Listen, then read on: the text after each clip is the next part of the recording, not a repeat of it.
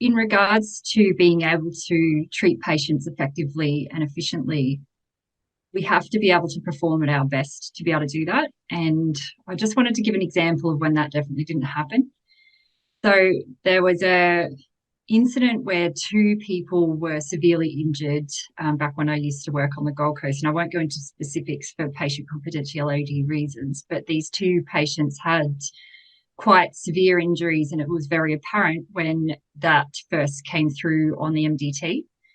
The location was really hard to get to, and we had some difficulty with the addresses. And I think one thing that really gets to me is when you don't really know where you're going. So you really want to get to where you're going because you really want to give the best care to somebody as fast as you can.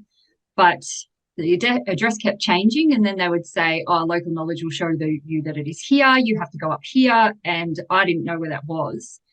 And when you are driving a car single officer, it's really hard to keep up with those updates. So I kept asking for the address to be updated verbally. And so this started to really add to my stress levels. When I eventually found the right place, it was completely barricaded off. And because I was in a single response car, I could drive around, but the ambulance who had got there before me couldn't. So I loaded all of their gear into my car, and updates had been coming through about the patient's conditions deteriorating. And I started to get more and more stressed about the fact that we weren't there, the fact that we couldn't get up there. How were we going to get them out? How far is it to get there? And to get around this barricade, I actually had to put the car on quite a significant lean next to a very steep gutter. And I have not done four-wheel driving before. I have been in four-wheel drives, but I was very, very cognizant that I could roll down this embankment, and I could just feel my hands getting sweaty. I could feel my breathing getting faster. I could feel that my heart was racing and my hands were starting to shake. And the crew that I was with hadn't been to anything like this before, and they were very, very wide-eyed, and they were maxed out. I could tell that they were before I even got there. So when we arrived on scene, I could see that there were two patients and they were quite close to each other, but the distance to me, when I reflected back on it, felt like it was 200 meters. And I think it might have only been about 10. It was really close, but I was so overwhelmed that I couldn't judge the distance properly between them. And I quickly looked at the furthest patient away. They were sitting up. They were trying to move from the position they were in. And my brain said to me, this person's fine.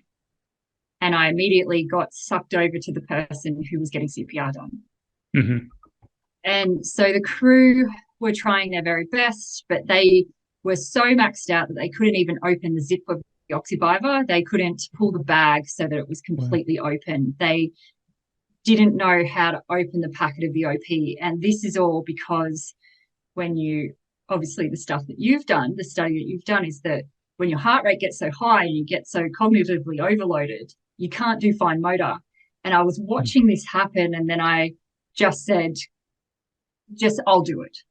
So I managed to treat this patient. So I put an LMA into them. I decompressed their chest. I got bilateral IOs and was resuscitating this patient. We got ROSC and then lost it. And I continued to go, and I'd sent one of the other officers over to the other patient who yelled out that they were stable. And that's the last I thought of it. I didn't even lift my head up and look back at that patient for the probably 15, 20 minutes that I was with this other one. And then the HARU turned up. Now, I was a pretty junior CCP. I probably was less than 3 years. And the HARU walked over to me and said, this patient needs an RSI. And I said, they're in cardiac arrest. That doesn't make sense. And he goes, not this patient, the other patient. He said he's got a severe traumatic brain injury. He's got multiple bilateral rib fractures with flail. He's got bilateral fractured femurs. And I had no idea, absolutely no idea that this was going on with the patient. And all of this was because I was so overwhelmed and my world went from here to here. I couldn't see anything that wasn't right in front of me. And I might not have been, I heard the patient was stable, but I may not have actually heard. So I think that what actually happened is that they said a few things to me, and I picked one thing out of it that I actually registered and went, okay, they're fine. And really, they weren't.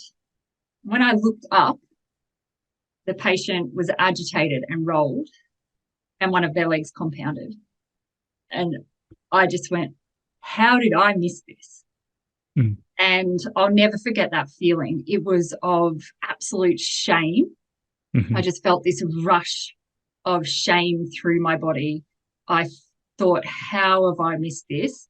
And then the very next thing that I thought after we started to manage both patients together was, I will never let this happen again. And that's when I started to become really passionate about how to improve my performance. And then also about how to teach other people how to manage their stress as well on scene.